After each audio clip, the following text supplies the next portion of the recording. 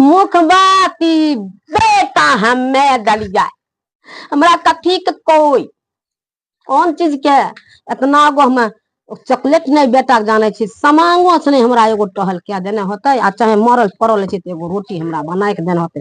हम नांगट रहिए घाड़ रहिए मुना हमरा कहियो दे झाँप देने होते। हमारा पुर जे कैलक से कैलक हमरा आगू पुरुष हमरा सराय देलक हमरा पुरुष के देह हाथ फूल गेल 24 घंटा रखलक एगो जनाना ये किया। पति के निधन के बाद पत्नी ने ही दी अपने पति का मुख अग्नि। मामला बेगूसराय जिला के गढ़पुरा प्रखंड अंतर्गत सोनमा पंचायत की है। सोनमा पंचायत के वार्ड नंबर 6 स्थित 25 मार्च 2025 को गंगा प्रसाद पाल उम्र लगभग 70 वर्ष का निधन हो जाती है। इन्हें अपना एक भी संतान नहीं है। इनकी पत्नी ने ही बनारसी देवी स्वयं मुख अग्नि दी। आखिर हिंदू धर्म में महिलाओं को मुख अग्नि देना उचित नहीं माना जाता है, लेकिन ये परिस्थिति क्यों आई कि बनारसी देवी स्वयं अपने मृतक पति गंगा प्रसाद पाल को मुख अग्नि दिया।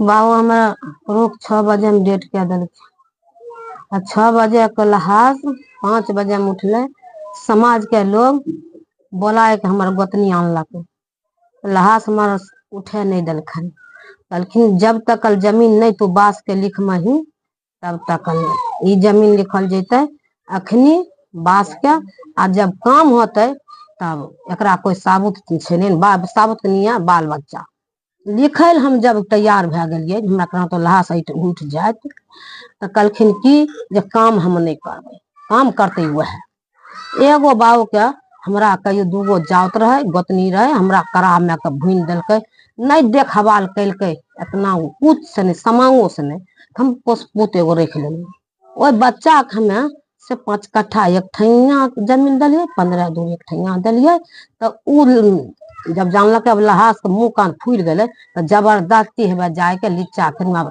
सिमरिया के गाड़ी भाड़ा दिल आपस भे गए वो लहास घर पिछड़ा में जाके जलायल गए डबा में चन्हा पार में खनतार में जलाय के आ तब हेबे छै तो हरचंचे नहीं हो दिलकै हरचंचे नहीं रहे अपने घर के रहे 20-22 गोटा बस वह दूध पानी बाबू के लगा दिलकन आ रह गए। अब कहे कि काम क्रिया नहीं करे तो ये बतबू अगर हमरा सन लोग 5 आना 6 आना केकरो भी पशुपुत ले ले छै कहे किया उत्पन्न होले ई किया भेले से किया भे गए हम की कैलिए से किया भे गए आय नहीं 5 कट्ठा बह जमीन हमरा नाव पर चढ़बा तब तोरा रख रह के मन छो दाबी हमरा नाव पर जमीन चढ़ जेतो तो रह के मन तो रहिया नहीं तो अपन शमशा भागा चाहे कहे ढूंढ धस के मरो।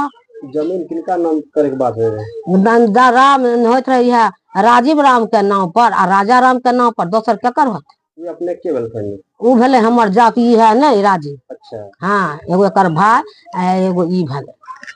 अच्छा तो हाँ। नाम लिखे में की दिक्कत है हमरा दिक्कत की रहत हम तो कहलिए लिख देबै मुझा कामो नहीं करबो होत केहन लिख दियो।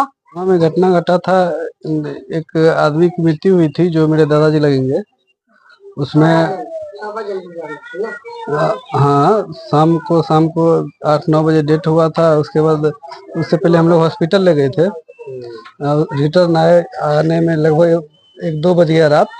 तो सुबह होके कल उसको दाह संस्कार का कार्यक्रम होना था।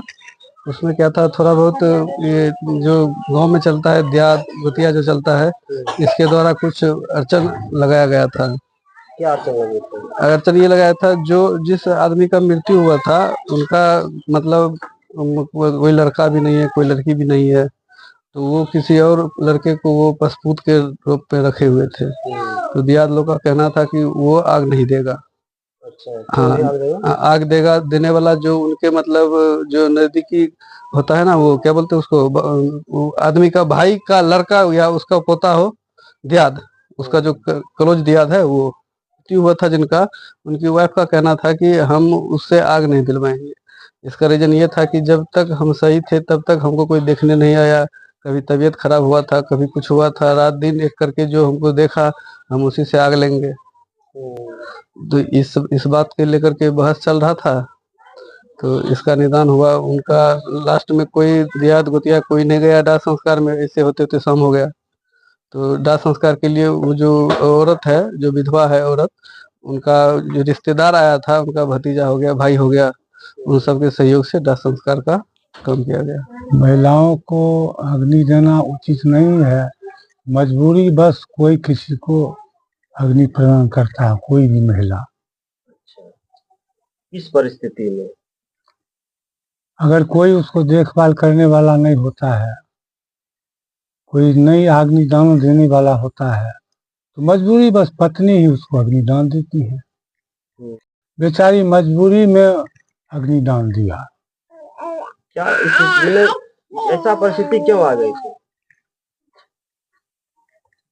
ऐसा परिस्थिति इसलिए आ गया कि समाज में ऐसा कुरीति है, समाज में कुछ गलत लोग हैं, उसी के वजह से ऐसा होता है। कानून कुछ और होता है और सामाजिक कुछ और होता है। इसी परिवेश में ये निसंतान थे, इनका कोई संतान नहीं था। 24 घंटा तक लाश रखा रहा। 24 घंटा तक लाश इसलिए रखा रहा कि हम तमाम लोग जानते हैं कि यदि पुत्र जिनका होता है तो विदेश से भी हवाई जहाज से आते हैं और तब वो मुखाग्नि देते हैं। ठीक उसी प्रकार इनका भतीजा पोता गांव से बाहर थे, उनको आने में समय लगा, जिसके कारण ये लाश था और उनके द्वारा ही मुखाग्नि दिया जाता। ये निर्णय भी हो चुका था, जो इसी के कारण से वो लाश रुका रहा। आपके हिसाब से क्या उचित होना चाहिए? मेरे हिसाब से तो दोनों उचित है, इसलिए कि सबसे पहले हम जिस समाज में रहते हैं सामाजिक बेस के अनुसार चलना चाहिए। और अगर सामाजिक बेस को, समाज को हम नहीं मानते हैं, तब तो अपना मर्जी है, तमाम लोग स्वतंत्र हैं, जो भी कर सकते हैं, उनको कहीं से कोई रोक मना नहीं है। ना ही उस लाश को कोई रोका गया था। लाश सिर्फ अपने वंशज के लिए रुका था, जो कि वो आएंगे मुखाग्नि करेंगे।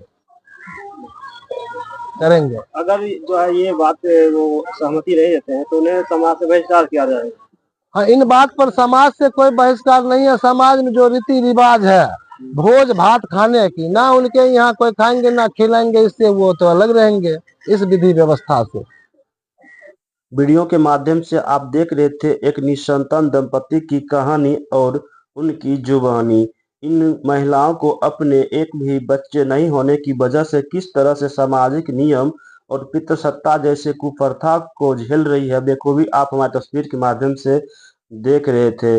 लेकिन लोगों को अपने अपने हिसाब से जीने का अधिकार होती है, लेकिन सामाजिक नियम और पितृसत्ता किस तरह से इन पर हावी हो रही है, बेखूबी आप हमारे वीडियो में देख रहे थे। लेकिन मैं आप तमाम दर्शकों से गुजारिश करना चाहूँगा कि वीडियो को लाइक करें और इतना शेयर करें कि समाज में इस तरह से कुप्रथा जो धीरे धीरे फैल रही है उस पर रोक लग सके।